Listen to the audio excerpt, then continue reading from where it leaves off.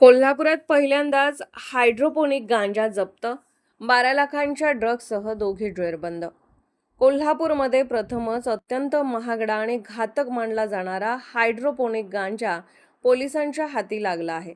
राजारामपुरी पोलिसांनी मध्यवर्ती सायबर चौक परिसरात कारवाई करत 2 तस्करांना अटक केली असून तब्बल 12,47,000 रुपयांचा मुद्देमाल जप्त करण्यात आला आहे.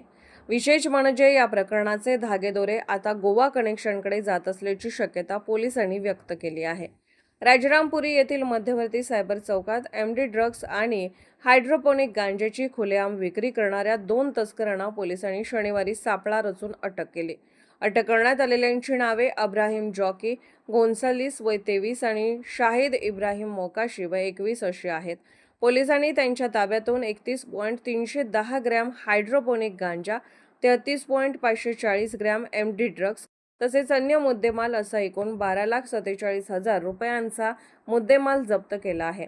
हायड्रोपोनिक गांजा हा अत्यंत तीव्र नशा देणारा आणि एसी यंत्रणेत कृत्रिम पद्धतीने तयार केला जाणारा गांजा मानला जातो. आंतरराष्ट्रीय बाजारपेठेत या गांजाची मोठी मागणी असून त्याची किंमत किलोमागे जवळपास 1 कोटी रुपये असल्याचे सांगितले जाते. पश्चिम महाराष्ट्रात पहिल्यांदाच कोल्हापुरात या प्रकारचा गांजा जप्त करण्यात पोलिसांना यश आलं आहे. या प्रकरणात गोवा आणि महाराष्ट्रातील मोठ्या ड्रग्ज रॅकेटचे कनेक्शन असल्याची शक्यता व्यक्त केली जात आहे.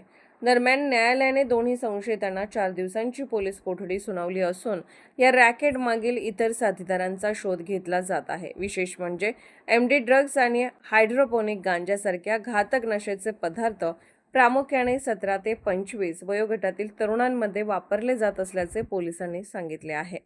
त्यामुळे या कारवाईनंतर या ड्रग्ज रॅकेट मागील मोठे जाळे उघड होणार का याकडे सर्वांचे लक्ष लागले आहे.